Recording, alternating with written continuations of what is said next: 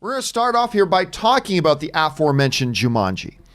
I had a chance last night to go and watch Jumanji. For those of you who are subscribed to the YouTube channel, which, by the way, if you're not subscribed, take a second, click that subscribe button, guys. I went to, you guys saw that I put up my quick, right out of the theater reaction to Jumanji, The Next Level. I did not like the first trailer to this movie. And then they put out a couple more trailers, and I actually quite liked the follow-up trailers, so my anticipation started to get a little bit bigger. And I'll tell you what, this is what I said in my video last night. I will repeat it here. This is not as good as the first Jumanji movie, I believe. But it's close. This is an entertaining movie that has good laughs, some good... Actually, I'll go so far as to say I believe the action in this film was actually better than the action in the first Jumanji movie. I think there was some better choreographed fights and stuff like that. There was a couple of cast members in it that I'm not going to spoil anything just in case it's not public knowledge, but there's a couple of cast members, and they're not just cameos either. A couple of cast members that I didn't realize were in the movie that was actually pretty cool to see. The laughs are there. The effects are good. I knew I was starting to like the Danny Glover and Danny DeVito manifestations in Kevin Hart and Dwayne "The Rock" Johnson. It really does work. It really does work and works really well. I was not happy at first when I realized it would be different characters in different avatars this time, just because I love the ones from the first one. But it really does work. It really does work. Now, the one knock on it is that as we were getting into the third act of the movie, I started feeling like, okay, this whole Jumanji thing, going from the first movie into this movie, the whole thing about the kids in this world and inhabiting these bodies and, oh, what do I do with this body?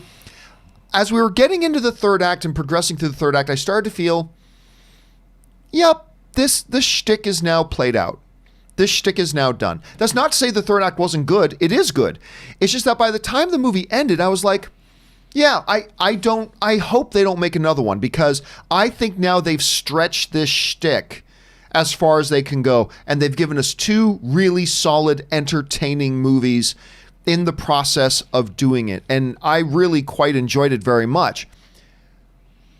And then there's a post-credit scene, Rob, that actually maybe go from, okay, this shtick is now played out, good time to end it, blah, blah. And then there's this post-credit scene, and I won't reveal at all what happens in the post-credit scene, but something happens in the post-credit scene that's a little bit different, and I'm like, oh, maybe you can do another one. I mean, again, it's hard to go into without spoilers, but again, I thought Kevin Hart doing Danny Glover was great. And The Rock doing Dan DeVito was really funny and good too, but Kevin Hart doing Danny Glover stole the show for me. I just thought he was incredible. Karen Gillan is I don't know. I have a mad crush on her. I don't know how this girl gets number one. Like she's got a Rock-like screen presence in the sense that when she's on screen, boom, she owns the screen, man. And whether it's because of The Rock that he's got, that Rock's undeniable good looks and charm and the way he carries himself, and Karen's got those undeniably good looks and charm and charisma as well. But I even liked her better in this one than I did in the first one. And yeah, it's just, again, I didn't enjoy it quite as much as the first, but I still walked out really entertained, and I had really a good time with it. And I think, look, I didn't go into it expecting The Irishman. I didn't go into it expecting Othello. And for what I was expecting, it delivered that in spades. So, I don't know, Rob, I've never asked you, I don't think, like, have you even been looking forward to this movie? Yeah, because, here's the thing about the first Jumanji. I mean, I shouldn't say the first Jumanji. Let's call it the Jumanji reboot, reimagining. I didn't have a lot of faith in that movie. And it's one of those movies that I'm like, okay, I'll watch it. I was delightfully surprised by that film. Again, it's wildly entertaining. I don't think it was supposed to be anything but being wildly entertaining. And I thought they're updating what they did with the premise. I mean, that could have gone horribly awry. Oh, it could have gone south so fast. And it was they figured out the perfect casting, the perfect premise. It was just so much fun to watch. And even a jaded movie fan with one foot in his grave like myself can watch a movie like that Jumanji reboot. What do you call it? I don't know. Prequel. It's not a prequel. It's a requel. Requel. Yeah, a requel. It was just delightful. So I am looking forward to this film. And what's funny is we already had an epic win with that first Jumanji. Now with this, when we're talking about, well, it's not as good as the first, but you said it's close. That's an epic win. Because remember when we used to get sequels that were, well, John, you could have Highlander 2. and so if you get a sequel to a movie that you already really like, that you found wildly entertaining, and let's face it, anybody in the family, Jumanji was a 4-quadrant film. You could all go. The family could go. And to have that kind of, and the actors are clearly, I love watching movies where the actors are clearly having a ball.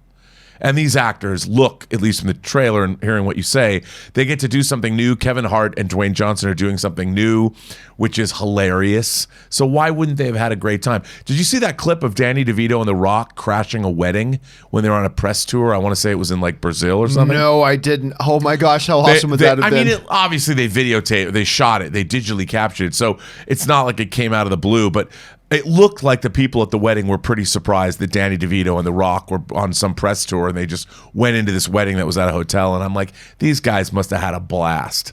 By the way, I should point out one other thing that was a highlight that I was wondering going into. Of course, remember in the first Jumanji, Jack Black does such a great job as a high school blonde girl, right?